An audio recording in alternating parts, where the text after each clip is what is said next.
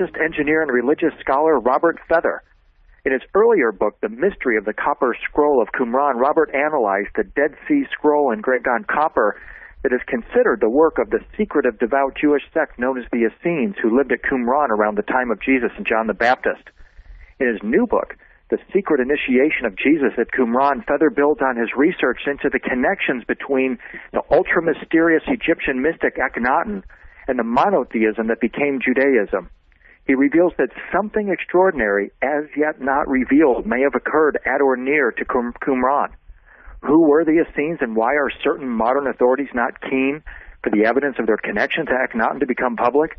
One thing is certain, the modern story of the Essenes is still being written, and there are many, many more secrets to be revealed. Our guest today, Robert Feather, is making extraordinary contributions to this effort.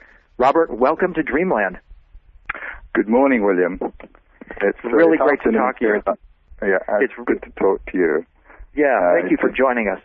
I've been a fan of yours ever since The Copper Scroll Decoded came out in '99. It's one of those books that I can actually remember picking up at the post office and sitting down to read.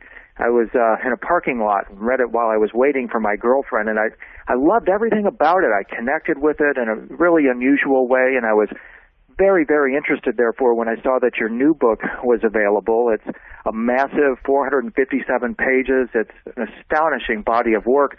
What's been the response to this work so far? I don't know, laid back, I would say, would probably be a fair comment. I mean, it's selling well. That's something which is important to me, obviously. But the reaction from scholars and knowledgeable academics has not been what I would call dramatic, although I think some of the things that I'm talking about and claiming are extremely revelatory and should elicit a response. I do get the feeling, and some people that I have spoken to have kind of said, well, it's kind of gobsmacked them and they don't really know how to respond to it.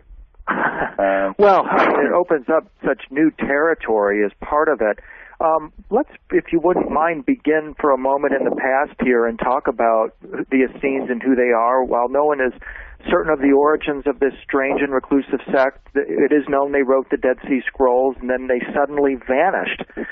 Who were the Essenes in your mind, and what do you think that they were really all about? Well, first of all, calling them Essenes is a tricky one. People do, because there's almost no other word that is generally accepted to describe them. But they never actually called themselves Essenes. That term doesn't appear in their own writings or texts. It's a name put onto them by Greek and Roman historians of the period, Philo, Josephus, Pliny, people like that. If they called themselves anything, it was the community, the Covenanters, the Yachad, the people of the book and the Sons of Light. The descriptions that they give themselves give you an indication of what they were on about.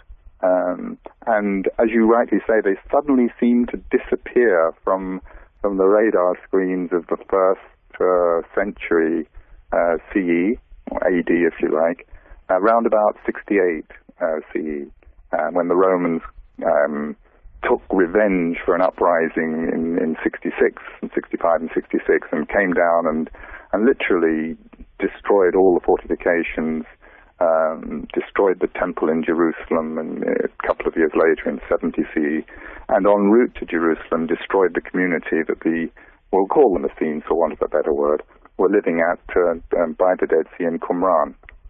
They've been there for about 240 years, round about 150 BC. They are known to have arrived from archaeological record. But where they came from, their beliefs, their special form of religion, which was quite different from anything being practiced elsewhere in Judea. That requires a long dissertation, if you like, and I can outline some of it as we go along. But they were split off from the main religious group. But I believe that they'd been split off for hundreds and hundreds of years, and that you can actually trace their split, their divergent view right the way back through Ezekiel in the 7th century BC, through to Moses in the Exodus period, 1200 BC, and right the way back to this mysterious Pharaoh Akhenaten in Egypt. And that right there, that tracing that you've just done, that is revolutionary in my view. I mean, as you read the text, it suddenly reveals that for certain that they had, without question, an allegiance not only to the past, but also found themselves or looked upon themselves as custodians, in a sense, of the light of truth. Talk about that and what it meant to them and why they had to segregate themselves in the way that they did, and how their allegiance to the past, and especially to Akhenaten, set them up in contrast to the other religious groups at the time. Okay, I mean, there are a number of markers that you can look at, and they're well acknowledged and unknown, but they're not really understood as to why they behaved in the way they did. One thing they did was to follow a solar calendar, so their festivals, their celebrations, as it were, even Sabbath, which normally would begin in the evening of Friday at sunset and remain in tact, as it were, until Saturday, to sundown on Saturday. They didn't have that. For them, the Sabbath began on Saturday morning and finished on Sunday morning. So they were dancing to a different tune in terms of their festivals, which if you celebrate Easter at Christmas, for instance, you're following a different pattern of a religion, and that was equivalent to what they were doing. They didn't go to the temple in Jerusalem. They wouldn't go there to worship. That wasn't the right temple for them. Their own texts, of which there are hundreds of very readable and decipherable manuscripts, mainly written on papyrus, parchment, some on leather, where they describe their own beliefs, their own prayers, their own attitudes. And the temple, the second temple that Herod had reconstructed and enlarged and rebuilt, was an area they would not go to. And that was, again, completely alien. They believed in predestination. They believed in dualism, which was a sort of good and evil. They were the sons of light, and the evil were the sons of darkness. These were concepts quite alien to normal Jewish tradition, and those are just four examples of things where they stood quite separately. And okay, those things are acknowledged and written about, but no one sort of says, well, why? Why do they follow a solar calendar? Why wouldn't they go to the temple? Where did they get this idea of predestination, dualism? And monogamy was something they advocated, although the particular community of Qumran were probably only celibate, were only male, and there's an explanation for that. But none of the sort of roots of these traditions and beliefs that they adhered to are explained by modern scholarship. But they are explained if you trace them back to Akhenaten, to Egypt, and to the things that are going on at Amarna in about 1350 BCE. And of course, Akhenaten is referred to by scholars as the heretic king. He's referred to as an aberration, somebody who is in fact reviled during his time. He was, in a sense, at war with the established religious and political authorities of his time. His religious revolution cast Egypt into chaos. And it seems that here come the Essenes attempting to maybe not duplicate what he had done, but certainly to revive the religious revolution that was inaugurated by Akhenaten.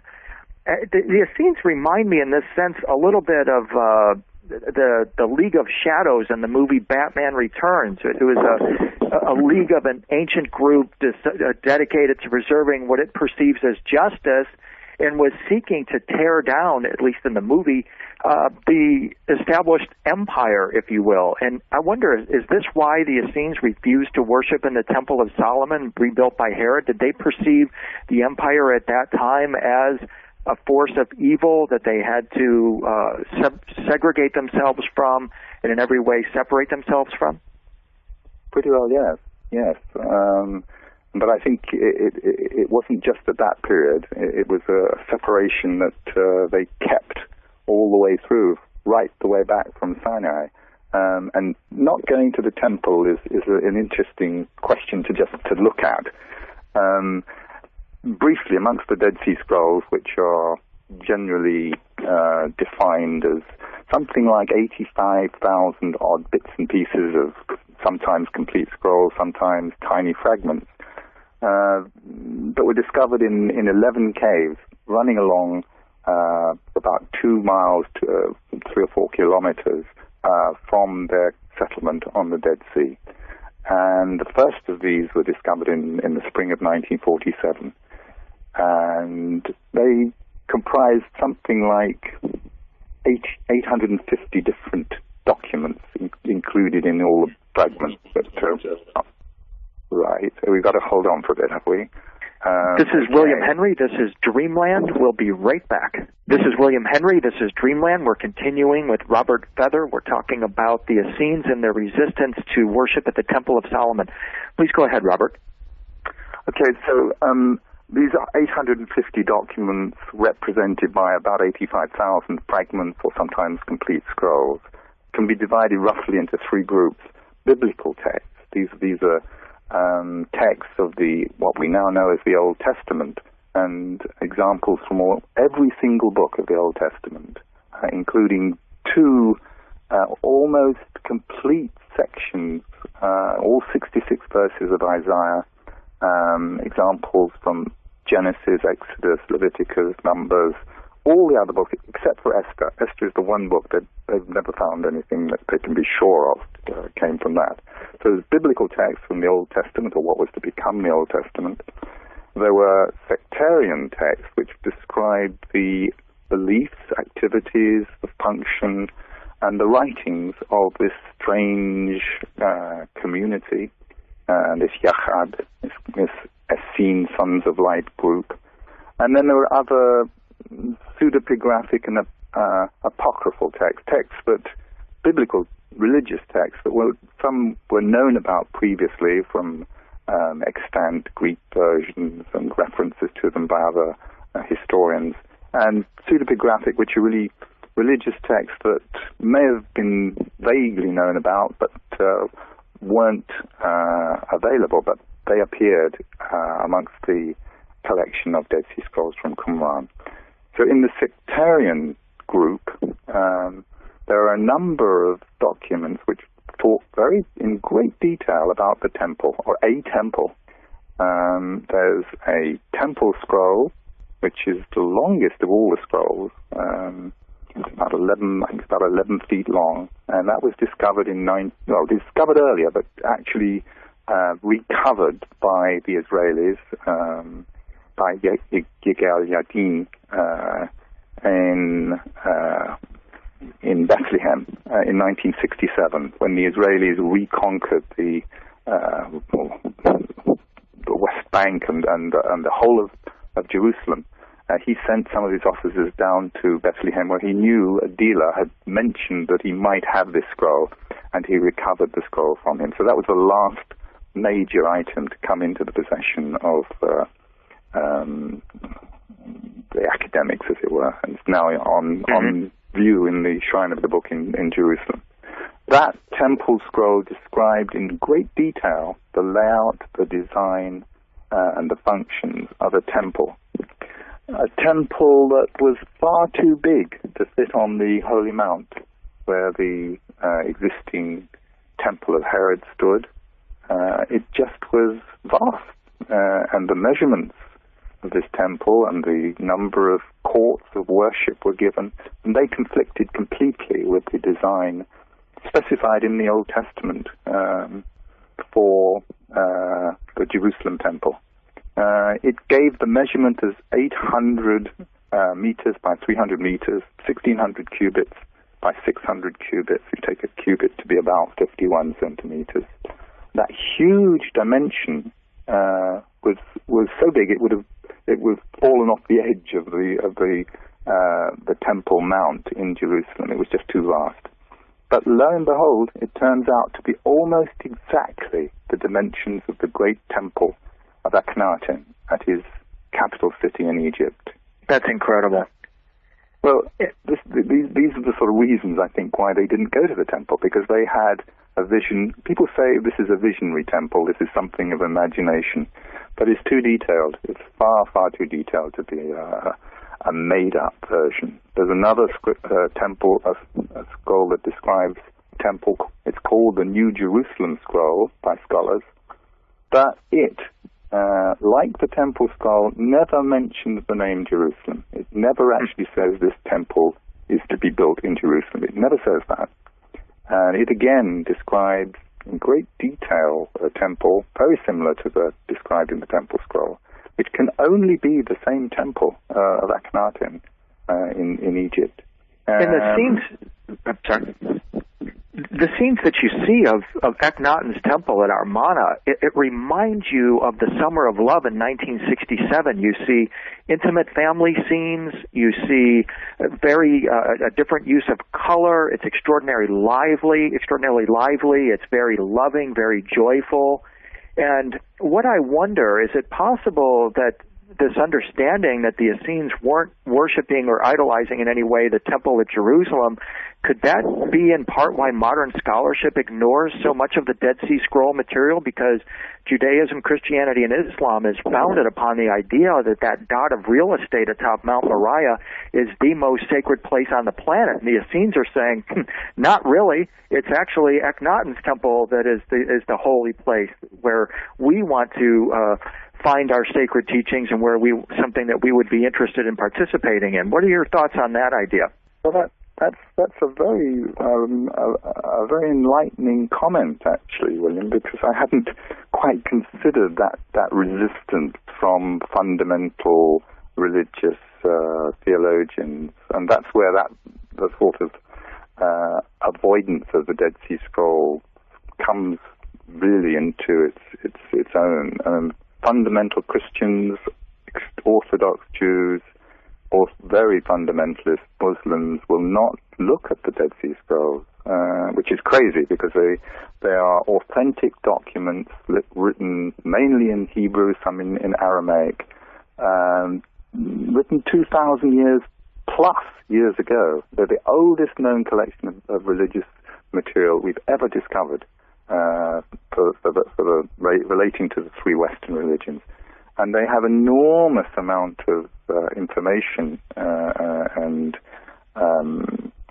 light to throw on the Old Testament, on the New Testament, and the Quran, and yet they are minimalized by a lot of scholars, a lot of theologians. And I never actually thought about that idea of the temple being one of the motivations for the fear. I know the fear for Orthodox Jewry is that biblical texts that are available amongst the Dead Sea Scrolls demonstrate absolutely clearly that there were various strands of books which became the Old Testament in existence, which varied from one to the other. So there wasn't a canonical text. There wasn't a one irrefutable, unchangeable text available 2,000 years ago. There were many versions of the same text, and they were solidified later. And that, of course, is a threat to orthodoxy because it undermines the idea that the Bible was given to Moses as one chunk, absolutely complete, unchangeable. We know that there were various different versions of it floating around at that period. So that's the inhibition for Orthodox Jewry. But this temple idea is a very interesting idea as well. The Christians, the inhibition was rather different. Initially, there was a real excitement that these scrolls might talk about Jesus, might be the first real proof that Jesus existed and tell us more about him. And that turned into, well, I can't say fear, but certainly diffidence, because there's no mention of Jesus in the Dead Sea Scrolls. But what there is clear evidence of great intimate knowledge of these these very secretive texts in the early followers of Jesus. They knew an awful lot about these texts, and that's where the fear for Christianity came in, and the problems, if you like, although I don't see that they should be problems. They're being viewed in the wrong way. Right. You're talking about one of my pet peeves, which is the way contemporary Christianity tends to portray Jesus and John the Baptist as these sort of docile, holier-than-thou religious figures, but the picture that I start to get of it is that these were hardcore esoteric researchers. They were looking for something. And what I'm wondering is, what do you think they might have been looking for, Robert? Looking for, in the sense of proof. Why this? Yeah, I mean, let's take it a step further. Let's say that Jesus was a prophet of Akhenaten. And do we find evidence of Akhenaten's teaching and imagery was transferred across and reflected in the early Jesus movement and later Christianity? And could it be that the people of the community, the sons of light, the children of light, who we call the Essenes, were actually collecting these ancient texts in order to formulate or reformulate a very powerful esoteric religious teaching? You've jumped ahead enormously, and you've made a huge deduction, which is valid, which is absolutely correct, and I would kind of build up to it a bit more, because it's a profound conclusion that Christianity owes allegiance or knowledge right the way back to Akhenaten. I think it's a truth, but it needs to be spelled out very carefully. But it's an incredibly exciting idea. It's an incredibly exciting idea. But the continuity, if what I'm maintaining in my new book, this book on the secret initiation of Jesus at Qumran, it in essence says that there was a huge connection between the early followers of Jesus himself, and probably certainly John the Baptist, to the Essene community. And of course, you need to demonstrate that through text, literary, and archaeological evidence, which I can and do. Absolutely unbelievable findings in the new book. But the corollary of that is that early Christians, early followers of Jesus, I don't like to call them Christians, but that period, right the way back to sort of 30 CE, before Paul has come on the scene. It's not Christianity yet. It's not been sort of solidified into a kind of formal religion as such. But if there is a continuity, then that continuity should go all the way back. If there's a continuity from the Essenes back to Akhenaten, and a continuity forward into the early followers of Jesus, then the early followers of Jesus would also have that awareness of the continuity back to Akhenaten. And that's an incredibly exciting idea when you start looking at it and saying, well, what does that mean? What would that predict if this is a correct theory? Because a good theory will predict things before you even start to think about them. You can then start asking questions and saying, well, if that's the correct theory, such and such should be right. Let's go and look and see if that's right. And lo and behold, when you do that, you find that it does work. Things fit into place like bits of a jigsaw, falling perfectly into slots that are waiting there to be filled. And I said that the academic community has been relatively silent on the reception of my new book. There are a number of scholars, quite eminent scholars, who put themselves four square behind the idea. One of them is the Professor Harold Ellens of Michigan University, who has gone through the work with a fine-tooth comb, and he's come out of the other end and said this basically works. This is a valid theory and answers many, many questions that have been puzzling scholars and theologians. I thought that Professor Ellens wrote a very courageous forward to your book, where he said, hey, this is valid. This has a lot of merit here, and we're going to have to really start looking at this situation through the lens provided by the secret initiation. We need to, as you mentioned a moment ago, sort of build a bridge between the time of Jesus and John the Baptist and the time of Akhenaten. And in the book, you present a very, what I thought, was quite startling connection in the form of Melchizedek. Talk with us for a moment about Melchizedek and his possible role in this scenario. Okay, let me just diverge for a little bit, because raising Melchizedek is a very pertinent point, and we should look at him because he's a figure of great mystery. But there are so many figures mentioned and referred to in the Dead Sea Scrolls, so many situations, even the origins of the community itself, which you asked, your original question was, where did they come from? You asked back an academic scholar, and they say, well, they split off from the Second Temple around sometime in the 2nd century BCE. Well, frankly, that's just not good enough. It's not good enough because they came to the desert environment with documents that dated back 300 or 400 years before that time, already written, including the Copper Scroll, which they copied from an earlier document. So they were already a long time separated out in their ideas. That kind of, well, we're not sure, we don't know, that carries right on into Melchizedek, the teacher of righteousness, the man of lies, the wicked priest, the whole aspects of the things I talked about before, why they followed a solar calendar, why they didn't go to the temple, why they were dualistic, why they believed in predestination, why they believed in sharing all their goods in community, why they buried their dead in unmarked, virtually naked, in a very unusual form of burial in graves, why their building was orientated exactly the same as that of the great temple at Amana, why they wrote about different temples, different practices. No one seems to answer those. And Melchizedek is one of the big grey areas, but no one will tell you who Melchizedek was. And in Hebrew terms, it means king priest. Melchizedek is a king. Melech is the Hebrew word for king, and tzedek is a Hebrew word for a priest or a righteous person. So it's a combination name. And he first turns up in Genesis when Abraham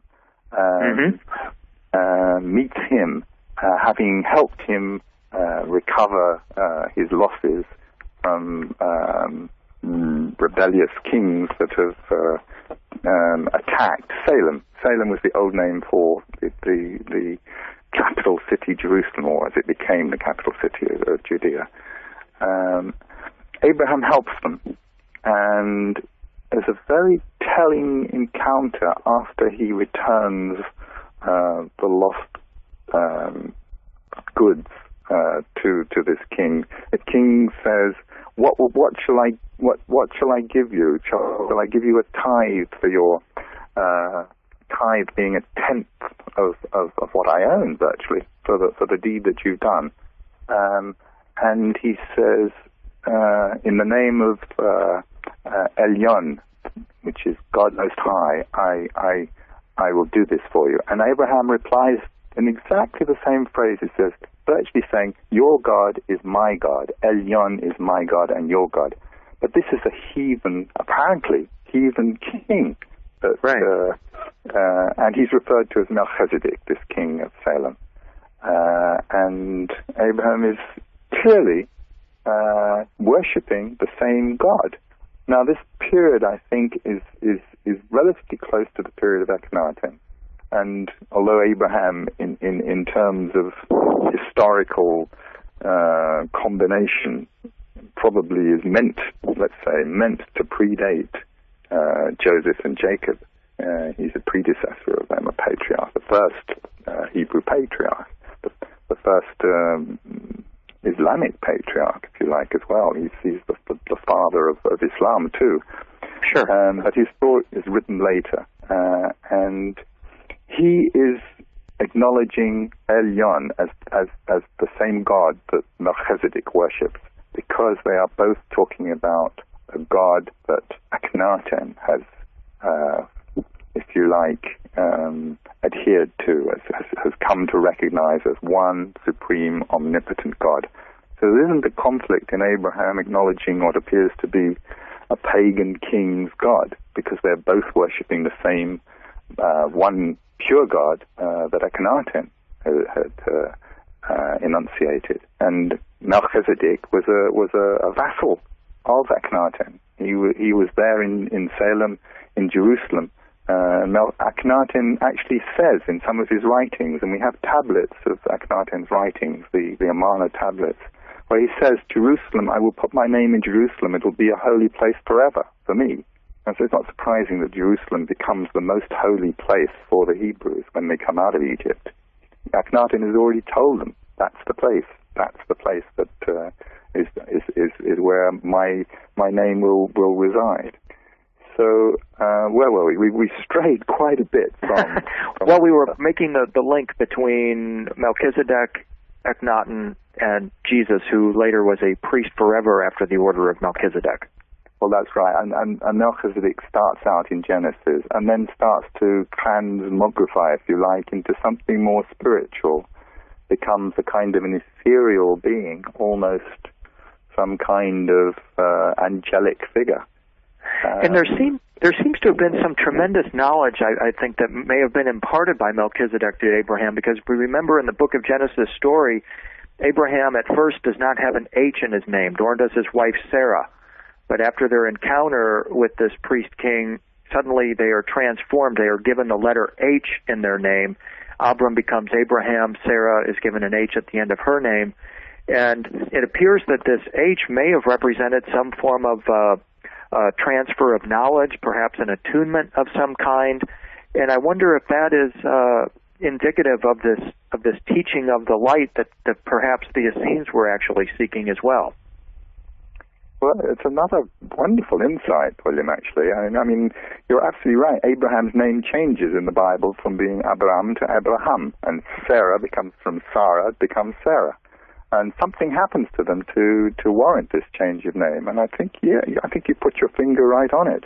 They have now recognized the one omnipotent, invisible, almighty God. The same God that Melchizedek, this apparently pagan king, also recognizes. And Melchizedek stays in traditional Jewish writing all the way through, right down to the time of the Qumran Essenes, and they write about him a lot.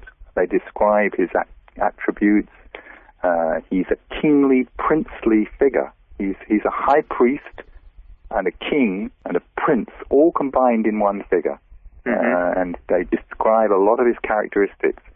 And it's also very highly significant, I think, that Jesus has to become associated with Melchizedek. If you read in the New Testament, there are passages which refer to Jesus taking on the mantle of Melchizedek, a priest forever. He's described Jesus has to also have that linkage.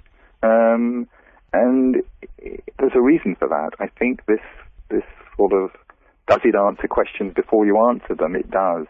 He has to be associated with Melchizedek because that's the fundamental prime initiator. Together, I think, with Jacob and Joseph, who are in at the beginning of the formation of monotheism with Akhenaten. But Jesus needs to define his lineage right the way back to Melchizedek. And Melchizedek, as you said, is described as a king and a priest without genealogy. He doesn't have any genealogy. He's the first. He's the first of the line. And that makes absolute sense because Akhenaten separated his whole community. He literally upped the court from Thebes, and he said, "We're not going to stay with all these pagan temples, Amun, Khons, Mut, all the pagan gods. They're out now. There's only going to be one God. His name is Aten, and he's invisible. And I'm going to build a new city halfway between Memphis and Thebes, roughly where Cairo is now, down to Luxor, in the middle of Egypt, a new virgin city, and that's where we're going to worship this new invisible God." And he goes about destroying all the other gods and temples and chiseling out the inscriptions. He is the cradle of monotheism, that place and Akhenaten, and Jacob and Joseph, the Hebrew patriarchs, were there with him. And that's how the knowledge of his revolutionary ideas come out with the Hebrews.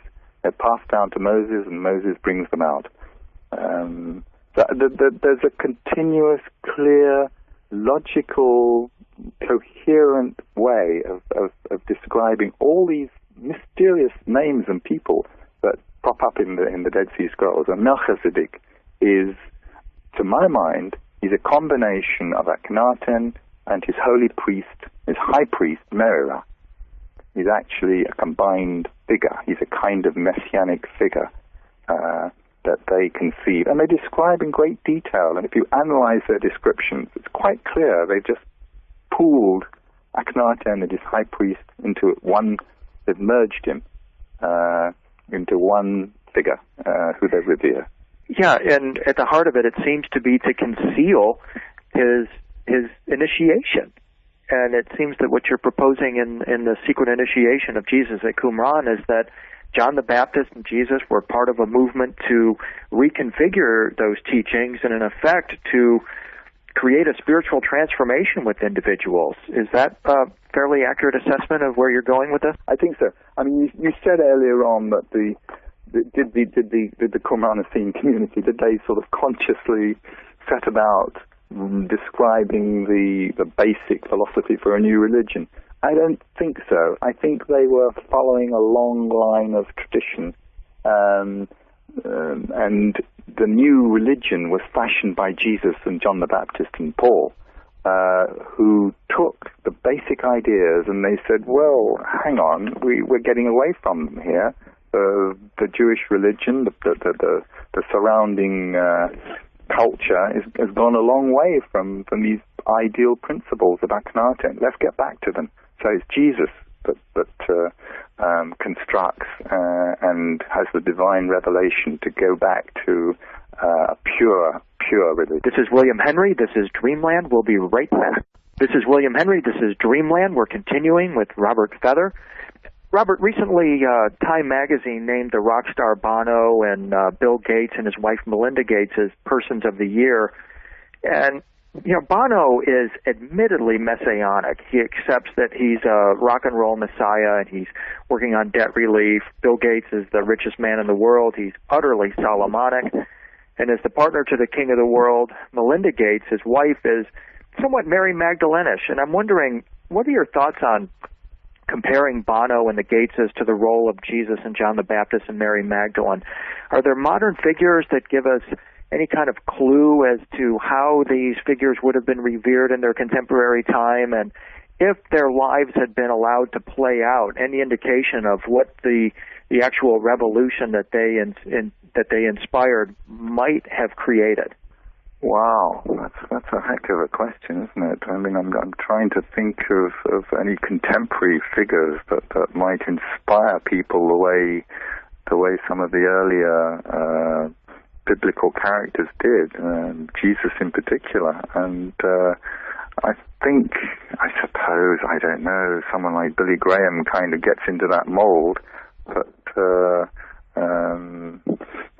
that's a real. It's a subjective question. So I appreciate you just kind of considering it for us. You don't have to answer if you don't want. I'm just, looking always to get an idea of if these were real people, and I believe they were real people. What were they like? What were their true ambitions? Not the ambitions that were overlaid on top of them, and wondering if the scrolls or other texts give us any kind of hint of what they were truly trying to accomplish, and if we were to really be able to fully revive some of the mystery schools and these secret initiations, what would have happened to me? Like, for example, if I were to have encountered John the Baptist and I received this secret initiation at Qumran, what would that have been like? What might that experience entail? I don't know. I suppose you've got to put your mind back 2,000 years and think, what do these people know about their life? And you've got to forget all the modern scientific and literary works that you've absorbed. Their main concerns were survival. In that time, the Romans were very harsh in conquering people and in control of the land. So religion was pushed back onto them as their salvation. And they were looking for some kind of savior, if you like, as the Jewish people and the world, in some ways, has been looking for a long time. Someone to get them out of their troubles, and so they foresaw an apocalyptic age when the good would overcome the evil, when the forces of good would vanquish the forces of evil. And I suppose that idea is still current. So come someone like John the Baptist with a message that he will save you, but he not necessarily physically, but spiritually, and that's very attractive. You would have succumbed to it. You'd have said, okay, I'm laboring under a harsh regime. I can hardly make enough food for my children. And here's someone who's promising me, even if my physical life is going to be a disaster, and even if I die, there's something to look forward to in the future. I think you'd have probably latched onto that, as people still do. And that is one of the great draws of religion. I was thinking when you mentioned Bono and Bill Gates, we have over in England, in London, particularly Madonna. Of course, has come to a form of spiritual enlightenment in becoming an adherent of Kabbalah. Mm-hmm. And that's an interesting subject to talk about. I suppose if we could almost have another program on that. Well, Willie has got the subscriber section coming. That might be a great topic for yeah. Based on your... I'm sorry? A lot of quite well-known, high-profile people who've taken on Kabbalah and been attracted to it. Mm-hmm. Based on your understanding of the Dead Sea Scrolls, are we awaiting a Messiah today? Yeah, I suppose, yes. Certainly the Qumranites, the people were waiting for two Messiahs, not just one, two, probably three. And the Jewish people are still waiting for a Messiah. He might come in the form of Elijah. He might come in the form of somebody else that we don't yet know about. And of course, Islam is also waiting for the hidden Messiah. So yes, people are still anticipating a Messiah who'll come along and tell us where we've all gone wrong and lead us to the correct path. Yes. Yeah, I'm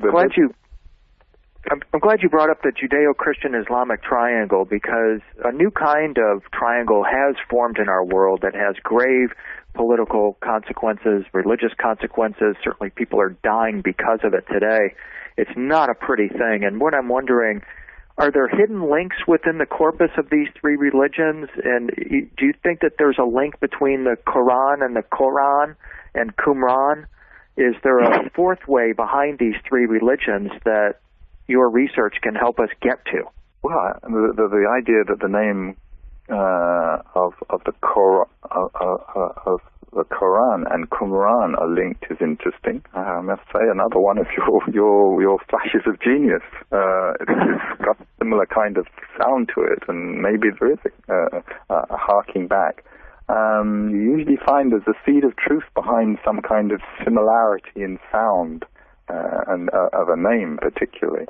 But of course, they're all basic, fundamental daughter religions of Akhenaten and, I reiterate, Jacob and Joseph, the Hebrew patriarchs.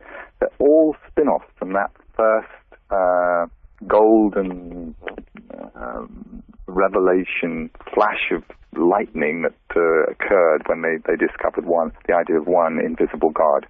Judaism, Christianity, and Islam are all daughters of that same inspirational moment.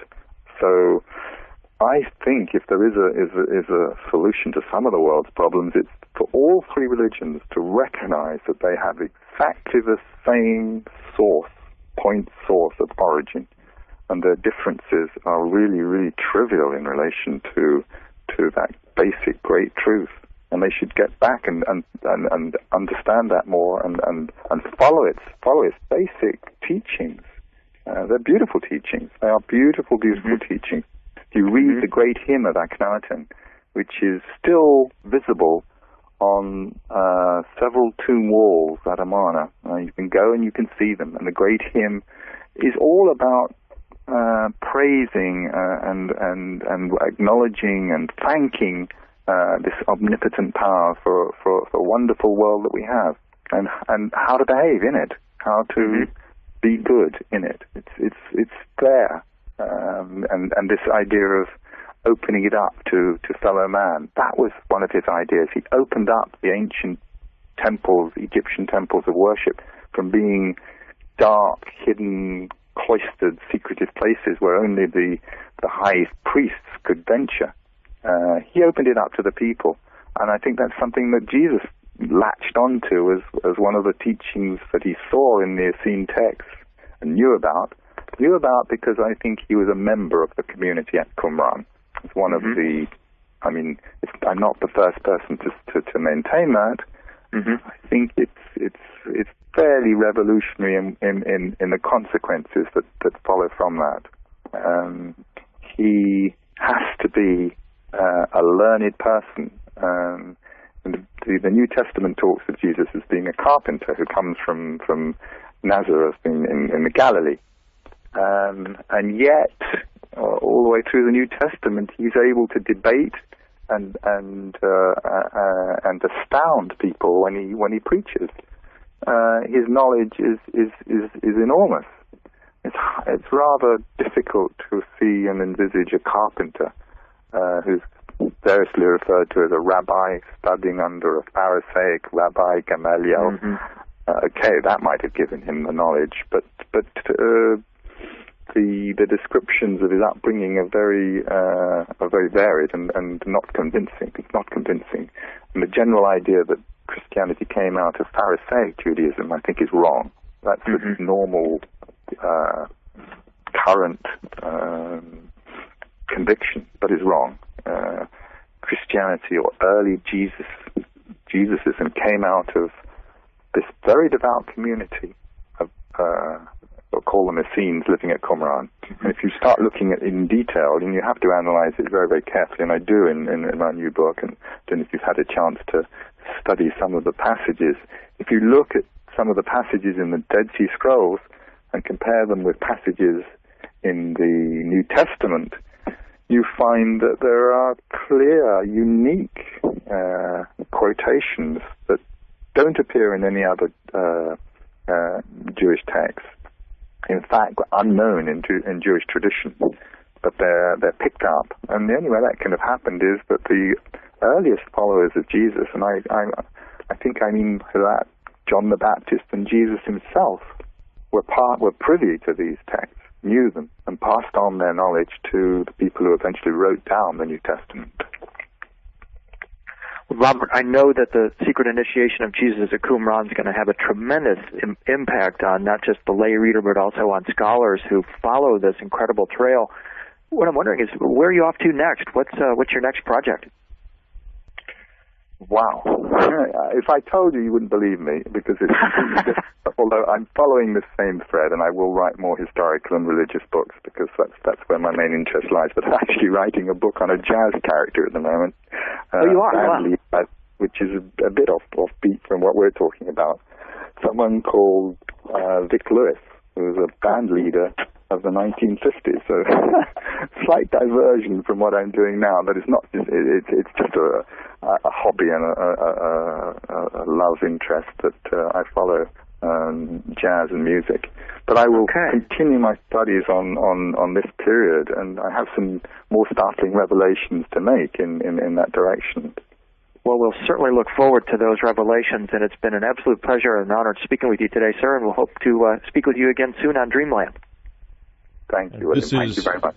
This is Whitley Strieber. This is Dreamland. We are going to be talking in the subscriber section further with Robert Feather about some of the people he met and the actual meaning of this material. What does it mean to Christians today? And above all, the mystery of who it was that translated the Dead Sea Scrolls, and why did he cease to be a Catholic priest? What happened to him? What mystery does he know? Next up on Dreamland, Linda Moulton Howe. You're about to experience something that you just can't get elsewhere. Emmy Award-winning science reporter Linda Moulton Howe reporting on the absolute leading edge of science, discovery, and the true mysteries of the unknown. Don't miss her website, earthfiles.com, the one science website that tells you the secrets and gives you the facts the others dare not. Earthfiles.com. This week, she's reporting on UFOs interrupting radars at White Sands, New Mexico. An interview of memories from back in the 40s. Here she is from Albuquerque, Linda Moulton Howe. Thanks, Whitley. You know, for the past year, I've been reporting about the revelations of former New Mexico State Representative Andrew Kistner from Las Cruces in Doña Ana County. Las Cruces is not far from White Sands Missile Range. Andy's work in local construction projects brought him in contact with White Sands employees who told him about flying discs that interfered with rocket launches from 1947 onward and were tracked on radar. Back in the Truman administration, it was called White Sands Proving Ground. That's where German physicists were brought after World War II in Project Paperclip to work on American research and development of captured German V-2 and Wasserfall rockets. In May 1947, at least 2 German rockets launched from White Sands went off course and crashed. In both instances, round aerial discs were seen visually and on radar near the rockets just before the rapidly moving missiles veered from their trajectories. One, on May 29, 1947, turned 180 degrees in midair and crashed near the new airport in Juarez, Mexico. The result was a huge crater in the ground, but nothing was left of the large rocket. Andrew Kistner's sources told him the truth was that the launched rocket had evaporated in the presence of the discs. The base commander explained to the media that what he called, quote, peculiar phenomena, unquote, interfered with the rocket tests. That peculiar phenomena was the unidentified aerial discs. 5 weeks later, between July 4th to 6th, 1947, 3 aerial craft, described in leaked government documents as, quote, not from this world, unquote, crashed in 3 New Mexico sites. One was on the Mac Brazel Ranch between Corona and Roswell. A second was found at the Trinity site at the northern end of White Sands Proving Ground, where we tested the first atomic bomb in July 1945. And a third was discovered on the Mescalero Apache Indian Reservation, 30 miles east of Alamogordo and Holloman Air Force Base. Craft and non-human bodies, both dead and alive, were retrieved from the crash sites. Afterward, Andrew Kistner was told that American President Harry S. Truman authorized a 1947 classified executive order and extended the War Powers Act to enforce a strict cover-up of all matters related to an extraterrestrial presence on this planet. That presidential executive order appears to still be in effect today, nearly 60 years later. One of Andy Kistner's most important sources was a high-ranking officer at White Sands Proving Ground who died in 1998.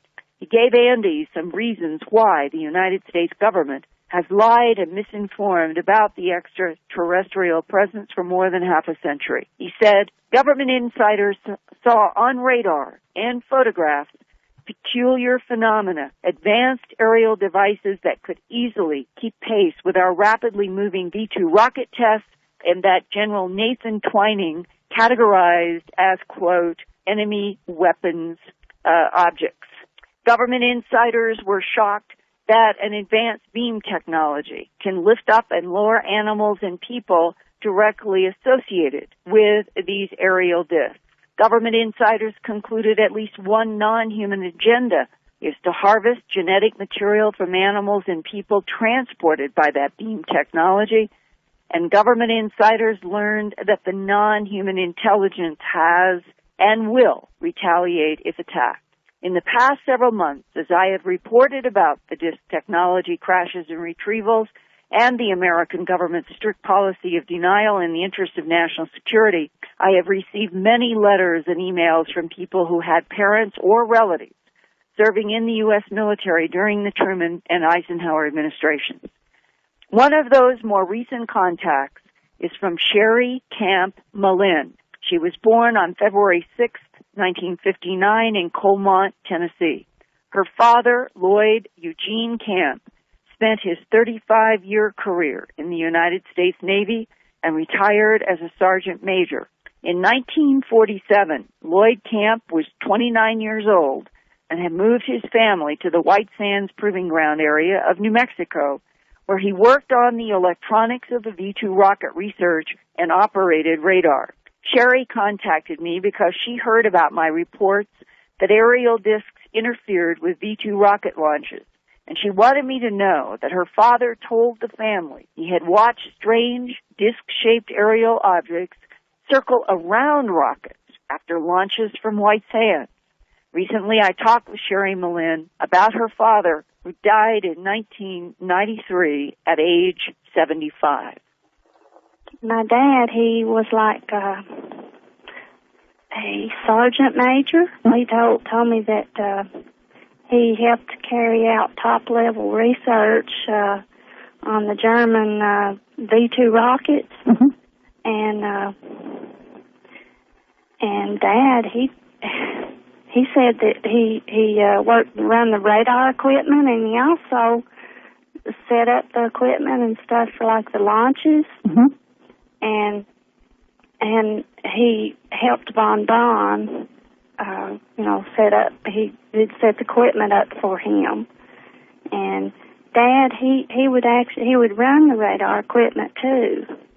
And on several occasions, Dad, he could see flying saucers circling the rockets. So, what kind of details did he say about it?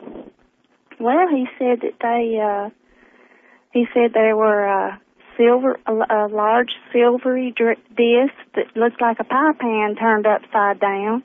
And he said that they would circle the rockets and follow them, and then several times the radar equipment would lock in onto the missiles, and the rockets would crash. And in one instance, he said that one of the rockets crashed into a cemetery in Juarez, Mexico. Can you remember any specific details that he may have told you about talking about the discs with, let's say, Werner von Braun, or from a scientist's point of view, what were they dealing with? Well, no, he didn't say what von Braun said they were. I mean, it was obvious to them that they didn't come from this world. They were from somewhere else, because there wasn't anything on this planet that was that technologically advanced to do the stuff that those things did. And whenever they took off, they'd circle the rockets, and then the UFOs would zoom off out into space, maybe 1,000 miles a minute, a second, whatever, and we just don't have anything capable of doing anything like that. Now, when your father talked to you about these discs being involved at the time of the V-2 rocket research and being able to circle around the rockets after they were launched, did he say anything to you like, you mustn't tell anyone? Yeah. He told me and my brother to kind of, that we really shouldn't be telling everybody about it, and so we didn't really discuss it. Did he explain why it had to be kept a secret? Well, he always said that it was kind of like a national security reasons, that we really shouldn't say anything. And about a couple of months before he died, when he was in the hospital, I decided maybe that I should talk to him about this and try to get all the information written down that I could find. And he told me extensively of all the things that he pretty well knew. I interviewed him and everything just so that I would have a record of this, because I wanted to have these stories for my daughter whenever she becomes an adult. She may want to pass these stories down to her children. Was he there when the three craft crashed near Corona, at the Trinity site in White Sands, and out at the Mescalero Indian Reservation? This was July 4th to July 6th, 1947, when the three, what they called interplanetary vehicles crashed in the Roswell region. Well, my dad, he was out there, but I don't know how much he knew about that. But he did tell me specifically. He said that the Roswell crash was real. Yeah. Can you read directly from the notes that you took when he was in the hospital dying? Certainly. When I was a child, my dad told several war stories, and none of them were as strange and fascinating as the ones about White Sands. One time, while one of the rockets was being launched, two unidentified flying objects appeared alongside the rocket. My father saw them both on radar and visually from where he was. He saw what appeared to be two silvery discs circling the rocket. He observed them for several minutes before they suddenly turned on their sides and zoomed off over the Lara mountain range. Meanwhile, the radar equipment went haywire and locked in on the flying saucers as they quickly vanished from the radar screen, causing the men to lose track of the rocket. Then, as a direct result of the interference of these flying saucers, the rocket crashed into a cemetery in Juarez, Mexico. My dad even told me that they tried shooting missiles at the flying saucers on separate occasions, and that he had seen these flying saucers several times circling the rockets when they were launched at White Sands. The mysterious silvery disc became a common nuisance at White Sands Proving Ground. My dad, as well as countless other military personnel, including pilots, radar controllers, reported these events to the officials in command of the White Sands project. Eventually, the word was sent out to shut the men up at all costs for the sake of national security. My father's name and rank at the time of these UFO sightings was Sergeant Major Lloyd Eugene Camp. He started working at White Sands Proving Grounds around 1947, and he was 29 years old at the time he witnessed these events. My dad, mom, and brother also saw one of these flying saucers while they were traveling through the White Sands Desert one evening during the summer of 1947. I have the full details of the accounts of all three of them about their shared sighting of what they described to me as like a huge silvery pie pan turned upside down in the sky, hovering over the road up ahead of them. They witnessed this object just flip over on its side and quickly disappear into the sky. Did he talk to you about what he speculated the source of the discs were, or what the discussion was with fellow scientists and government authorities about the source of the discs and what the intent, meaning why were they here, why were they interfering with the V-2 rockets? My dad told me that they all knew that they were not from this world, that they were from the stars. And my dad, he said that he thought because at the time we were beginning to develop nuclear weapons and missiles and things of this sort that would be, that could be the destruction of our world, if we let these things, loose. I mean, if someone used these weapons. So naturally, I guess that was a turning point maybe in our history or something, that there was suddenly thousands of UFO sightings started happening, around that time period. Did your father ever say to you that there was some kind of Earth secret war? Yeah. Now, my dad said that they even declared war on these UFOs, on these ships, and they shot missiles at these things on several occasions. But it didn't do any good, of course. The missiles just wound up crashing, and the guns or whatever they tried to use, and the pilots would even come in talking about these things, having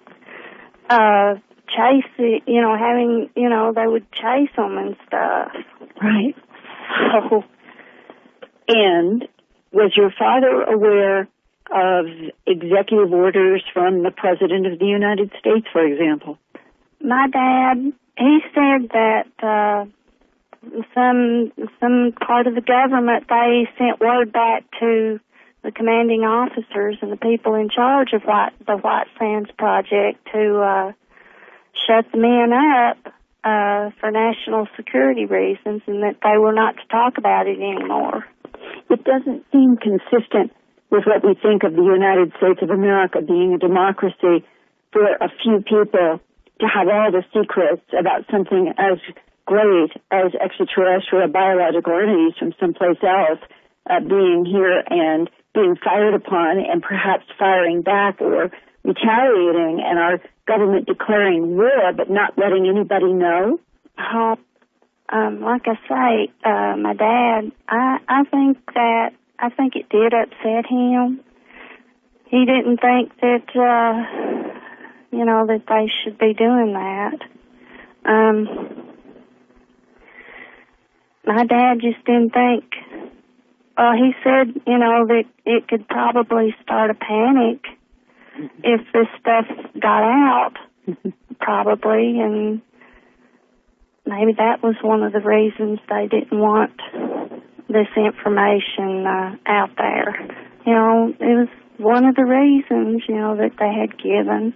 And what is one of the things that you remember him telling you that was the strangest or the most incredible thing that he saw these discs do? Well, I guess their speed. They could turn sideways or anything, just really fast, and they would be gone in just an instant, and you would never even, it would be hard to see them. They were gone in just a second. Mm-hmm. And we have nothing in this world that at that time especially that could even come close to being that fast. Is there anything else that your father told you that our government knew about the intelligence inside the disc? Well, he said that they were more highly advanced than we ever dreamed of them being. And, of course, now Dad, he was kind of secretive about a lot of that stuff, and I don't think he really told me everything, that he knew. Mm-hmm.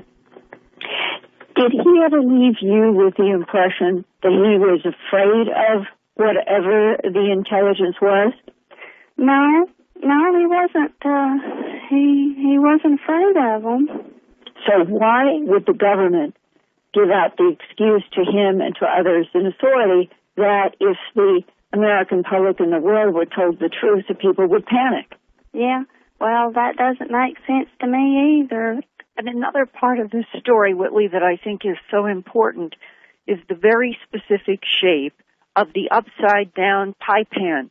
In the mid-1980s, I sat with a man who was then working inside of the Central Intelligence Agency. As far as I know, that was where he got his check. And he and I were talking about the variety of craft that had been identified or drawn by people such as sheriffs and law enforcement in relationship to the animal mutilation phenomena and the human abduction syndrome. And on this notebook of mine, he drew several shapes, and he drew Hertz signals next to those shapes, and he was distinguishing from his point of view of which type of non-humans were in each of these craft that he drew. And one of them was what I would call an upside-down pie pan. But instead of it being what I thought would be the so-called grays or ebens, extraterrestrial biological entities with the slanted dark eyes and the gray skin and no ears and no mouth or no nose, he said these were the blonde Nordics. And when I listened to this woman describing what I think is her father's absolute, honest recounting to the family to the best of his ability of what he had seen at White Sand, and I realized, well, what if this were the Nordics and not the Greys? And that there is a tremendous confusion going back to 1947 that there may have been both the egg-shaped disc craft interfering as well as the upside-down pie pans, which would mean that the Truman administration was being confronted with two completely different types of craft, and eventually maybe they learned two completely different type of entities, and today in 2006, 60-some years later, or almost 60 years later, we still do not understand what would be called the agenda or the intent of either the Ebens or the Nordic. Or do we, Linda, at this point? Because if we look back across all that we now know from, for example, I've had a lot of surprisingly fair amount of contact with the Nordics. Now, I know they're relatively rare, but I have had, and also clearly with the Greys, and so have thousands of other people, I think many more with the Greys than the Nordics. But we do know one thing about the Greys, that is that they take genetic material, either for their own use or for perhaps they've made a decision that we're going to go extinct and they are preserving a record of our species. It could be that they are making hybrids. There's all kinds of speculation about what they are doing. As far as the Nordics are concerned, my main contact with a Nordic was a relationship with one that was who was A, he hated the Greys, and B, he was very, very concerned about Earth's environment and about us going extinct. Those were his two primary concerns. He and I came into contact with each other a number of times. Eventually, that was interrupted by a tremendous fire outside of Boulder, Colorado, along Lost Angel Road, which is without going into, unfortunately, too many details, there was a regular meeting place along there. And I think this was called the Black Gulch Fire. It took place in 1989, and it destroyed that place and 52 other homes as well. And I've always thought the Greys might have been responsible for it. In any case, maybe we do know more. If we look at what people, not the government, but ordinary people are saying, it's pretty clear that they do have agendas. The Nordics seem to have the agenda of wanting us to survive and warning us about possible extinction because of environmental problems. And the Greys seem to be taking genetic material. Possibly, they're so grumpy. Maybe they've already decided that we're going to go extinct, and they're just making a record of us before they go on to the next unfortunate planet, wherever it may be. Well, this makes then my report next week on February 25th especially interesting because it is one of the few detailed accounts that I have ever listened to about a firsthand experience with Nordics, and that the craft was huge and boomerang-shaped, and the, the communication with the human abductee was about their being able to have a deal with her that a pregnancy could be taken by the Nordics, but she doesn't know why. And if both groups are interested in harvesting genetic material or fetuses in some cases, is it because both groups are concerned about the fate of this earth? Well, I don't know the answer to that question, of course, but, let's get back for just have a minute or so left. I'll be very brief. The lady you interviewed today was awesomely honest. I mean, the honesty just rippled in her voice and her calm statements. And I have to say, one of the things that disturbs me the most is this. I always say, well, it seems to be the policy of the visitors to be secretive too. What if they are secretive because the U.S. government is secretive? In other words, they won't step past that line because they are too ethical. I just don't know the answer to that question, but I very much fear, and in the dark of the night I do fear, that the U.S. government has kept the world away, kept this remarkable journey into cosmic connectedness away from the world, and has traded a cosmic mankind for certain extinction here at home. It's a terrible thought if it has been for greed and power. Well, it would have been for greed and power, of course.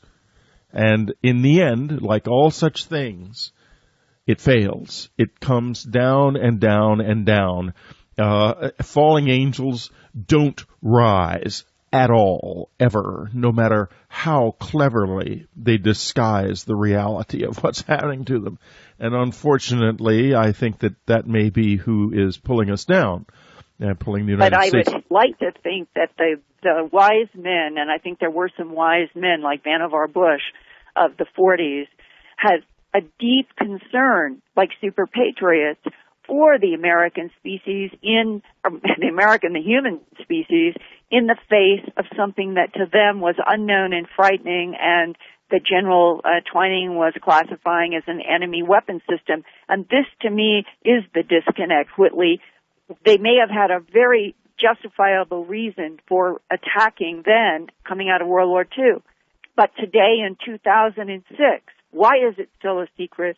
And why does there still seem to be evidence that we are approaching whatever is in outer space with space weaponry? Well, it's a secret now, probably because of the fact that they realized long ago they were wrong to keep it, and therefore they're going to keep keeping it so that their error will never be revealed. Linda, it's been a pleasure as always. Next week on Dreamland, Dr. Lynn Katai, plus a long dissertation, if you like, and I can outline some of it as we go along, but they were split off from the main religious group. But I believe that they'd been split off for hundreds and hundreds of years, and that you can actually trace their split, their divergent view, right the way back through Ezekiel in the 7th century BC, through to Moses in the Exodus period, 1200 BC, and right the way back to this mysterious Pharaoh Akhenaten in Egypt.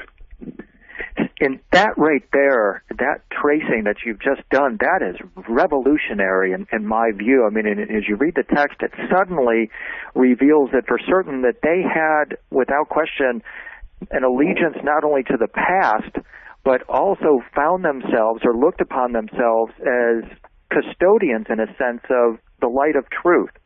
Talk about that and what it meant to them and why they had to segregate themselves in the way that they did, and how their allegiance to the past, and especially to Akhenaten, set them up in contrast to the other religious groups at the time. Okay, I mean there are a number of markers that you can look at, and they're well acknowledged and unknown, but they're not really understood as to why they behaved in the way they did. One thing they did was to follow a solar calendar, so their festivals, their celebrations, as it were, even Sabbath, which normally would begin in the evening of Friday. At sunset and remain in tact, as it were, until Saturday, to sundown on Saturday. They didn't have that. For them, the Sabbath began on Saturday morning and finished on Sunday morning. So they were dancing to a different tune in terms of their festivals, which if you celebrate Easter at Christmas, for instance, you're following a different pattern of a religion, and that was fun to it. Well, it opens up such new territory as part of it. Let's, if you wouldn't mind, begin for a moment in the past here and talk about the Essenes and who they are. While no one is certain of the origins of this strange and reclusive sect, it is known they wrote the Dead Sea Scrolls, and then they suddenly vanished. Who were the Essenes in your mind, and what do you think that they were really all about? Well, first of all, calling them Essenes is a tricky one. People do, because there's almost no other word that is generally accepted to describe them. But they never actually called themselves Essenes. That term doesn't appear in their own writings or texts. It's a name put onto them by Greek and Roman historians of the period, Philo, Josephus, Pliny, people like that. If they called themselves anything, it was the community, the Covenanters, the Yachad, the people of the book and the Sons of Light. The descriptions that they give themselves give you an indication of what they were on about. And as you rightly say, they suddenly seem to disappear from the radar screens of the first century CE, or AD if you like, around about 68 CE, when the Romans took revenge for an uprising in 66, and 65 and 66, and came down and literally destroyed all the fortifications, destroyed the temple in Jerusalem, and a couple of years later in 70 CE, and en route to Jerusalem destroyed the community that we'll call them Essenes, for want of a better word, were living at by the Dead Sea in Qumran. They'd been there for about 240 years, round about 150 BC. They are known to have arrived from archaeological record. But where they came from, their beliefs, their special form of religion, which was quite different from anything being practiced elsewhere in Judea, that required equivalent of what they were doing. They didn't go to the temple in Jerusalem. They wouldn't go there to worship. That wasn't the right temple for them. Their own texts, of which, there are hundreds of very readable and decipherable manuscripts, mainly written on papyrus, parchment, some on leather, where they describe their own beliefs, their own prayers, their own attitudes. And the temple, the second temple that Herod had reconstructed and enlarged and rebuilt, was an area they would not go to. And that was, again, completely alien. They believed in predestination. They believed in dualism, which was a sort of good and evil. They were the sons of light, and the evil were the sons of darkness. These were concepts quite alien to normal Jewish tradition. And those are just four examples of things where they stood quite separately. And, okay, those things are acknowledged and written about, but no one sort of says, well, why? Why do they follow a solar calendar? Why wouldn't they go to the temple? Where did they get this idea of predestination, dualism? And monogamy was something they advocated, although the particular community of Qumran were probably only celibate, were only male, and there's an explanation for that. But none of the sort of roots of these traditions and beliefs that they adhered to are explained by modern scholarship. But they are explained if you trace them back to Akhenaten, to Egypt, and to the things that are going on at Amarna, in about 1350 BCE. And of course, Akhenaten is referred to by scholars as the heretic king. He's referred to as an aberration, somebody who is in fact reviled during his time. He was, in a sense, at war with the established religious and political authorities of his time. His religious revolution cast Egypt into chaos. And it seems that here come the Essenes attempting to maybe not duplicate what he had done, but certainly to revive the religious revolution that was inaugurated by Akhenaten. The Essenes remind me in this sense a little bit of the League of Shadows in the movie Batman Returns. It was a league of an ancient group dedicated to preserving what it perceives as justice, and was seeking to tear down, at least in the movie, the established empire, if you will. And I wonder, is this why the Essenes refused to worship in the Temple of Solomon, rebuilt by Herod? Did they perceive the empire at that time as a force of evil that they had to segregate themselves from, and in every way separate themselves from? Pretty well, yes. But I think it wasn't just at that period. It was a separation that they kept all the way through, right the way back from Sinai. And not going to the temple is an interesting question to look at. Briefly, amongst the Dead Sea Scrolls, which are generally defined as something like 85,000 odd bits and pieces of sometimes complete scrolls, sometimes tiny fragments, that were discovered in 11 caves running along about 2 miles to 3 or 4 kilometers from their settlement on the Dead Sea. And the first of these were discovered in the spring of 1947. And they comprised something like 850 different documents included in all the fragments that right. So we've got to hold on for a bit, have we? This is William Henry. This is Dreamland. We'll be right back. This is William Henry. This is Dreamland. We're continuing with Robert Feather. We're talking about the Essenes and their resistance to worship at the Temple of Solomon. Please go ahead, Robert. Okay, so these are 850 documents represented by about 85,000 fragments or sometimes complete scrolls. Can be divided roughly into 3 groups. Biblical texts. These are texts of what we now know as the Old Testament, and examples from every single book of the Old Testament, including 2 almost complete sections, all 66 verses of Isaiah. Just engineer and religious scholar Robert Feather. In his earlier book, The Mystery of the Copper Scroll of Qumran, Robert analyzed the Dead Sea Scroll engraved on copper that is considered the work of the secretive devout Jewish sect known as the Essenes, who lived at Qumran around the time of Jesus and John the Baptist. In his new book, The Secret Initiation of Jesus at Qumran, Feather builds on his research into the connections between the ultra-mysterious Egyptian mystic Akhenaten and the monotheism that became Judaism. He reveals that something extraordinary, as yet not revealed, may have occurred at or near to Qumran.